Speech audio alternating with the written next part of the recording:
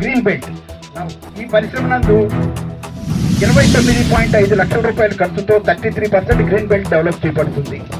అంతేకాకుండా ఈ పరిశ్రమ నందు పరిశ్రమ మేనేజ్ చేస్తాక ఎన్విరాన్మెంటల్ మేనేజ్మెంట్ బడ్జెట్ నందు కాలుష్య నియంత్రణ సామగ్రికి 2 కోట్ల రూపాయలు, అలాగే వర్షపు నీటి సేకరణకు 15 లక్షల రూపాయలు, గ్రీన్ బెల్ట్కి 29.5 లక్షలు, ఆరోగ్యం వ్యక్తిగత భద్రత కోసం 5 లక్షల రూపాయలు, అంటే టోటల్గా 249,50,000 రూపాయలు ఇనీషియల్ బడ్జెట్ కేటాయించబడింది.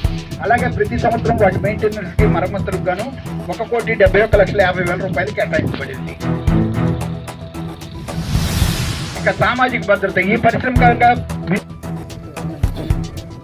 నా పేరు ముల్లంగి రామకృష్ణారెడ్డి.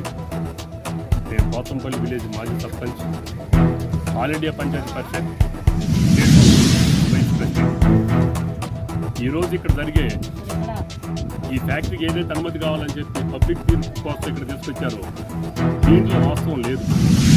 ఎందుకంటే 8వ తారీఖు సాక్షి దినపత్రికలో ఒక ఇంగ్లీష్ పేపర్లో అడ్వర్టైజ్మెంట్ ఇచ్చామని చెప్పి వాళ్ళు సర్క్యులేట్ జరిగిన కంపెనీ వారు, దాని ప్రకారం మిగతా పేపర్లు కానీ పబ్లిక్కి తెలియదు.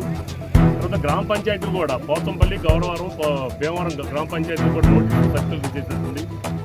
ఏ పంచాయతీలు కూడా పబ్లిసిటీ చేయడం కానీ, టమ్టమ్ వేయటం కానీ, ప్రచారం చేయడం కానీ, పబ్లిక్ అవేర్నెస్ చేస్తున్నట్టు కానీ జరగలేదు.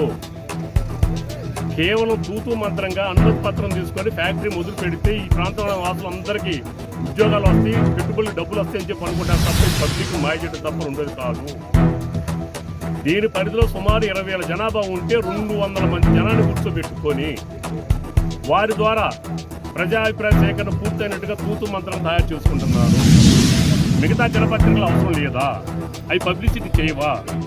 అలానే మిగతా మీడియా ఛానల్ అక్కర్లేదా? కేవలం 2 ఛానల్తోనే పని పూర్తవుతుందా?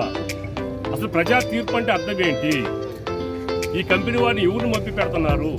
లేదు ప్రజాప్రతినిధులు ఏమైనా అధికార పార్టీ ఉండదు మభ్య పెడుతున్నారా? ఈ ప్రాంతంలో జరిగే ఈ ఇండస్ట్రీ వల్ల ఎక్కడైతే 26 కంపెనీల వ్యర్థ పదార్థాలు తీసుకొచ్చి శుద్ధి చేసి సక్రమైన పద్ధతులు అంటారు. ఇప్పుడు కూడా ఒక మంచి పని జరగాలంటే చెడు వాటర్ కూడా ఉంటుంది. మన ఇళ్లలో తాగే నీరుకే మనం ఒక సిలిండర్ బిగించుకుంటే వేస్ట్ వాటర్ కొంత పోతే మంచి వాటర్ మనం తాగడం మనకు వస్తుంది. ఆ వేస్ట్ వాటర్ మనం ఏం చేస్తున్నాం? అదేవిధంగా 26 కంపెనీలు తీసుకొచ్చి వ్యర్థ పదార్థాలు శుద్ధి చేసిన తర్వాత వదిలేది మొత్తం కూడా విష పదార్థము. దీనికి ఉదాహరణ సేర్ మొహమ్మద్ పేట జరుగుతుంది కూడా అదేను. ఇటీవల దాని మీద పోరాటం చేయగా మొన్న 2 months బ్యాక్ దాన్ని బ్యాన్ చేశారు. అదేవిధంగా కొండపల్లి ఇండస్ట్రియల్ ప్రాంతంలో కూడా అక్కడ కూడా ఇలాంటి ఫ్యాక్టరీ ఉంది. ఆ ఫ్యాక్టరీ కూడా మూతపడిపోయింది. మా ప్రజలు తెలియక ఇక్కడికి వచ్చిన వాళ్ళు తెలుసో తెలియక ఉద్యోగాలు వస్తాను ఆశపడతారు తప్ప ఇది వాస్తవం కాదు. దీనివల్ల ప్రజలకు ఆరోగ్యం క్షీణిస్తుంది.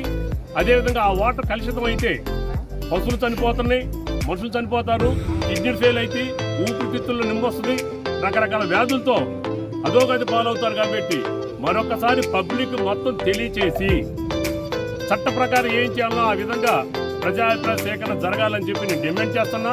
దాని భిన్నంగా గెలిస్తే చట్ట ప్రకారం కోర్టులో ఛాలెంజ్ చేసి దీన్ని నిలుపుదల చేయడానికి కూడా నేను సిద్ధంగా ఉంటానని చెప్పి మీ అందరూ నేను తెలియజేస్తాను.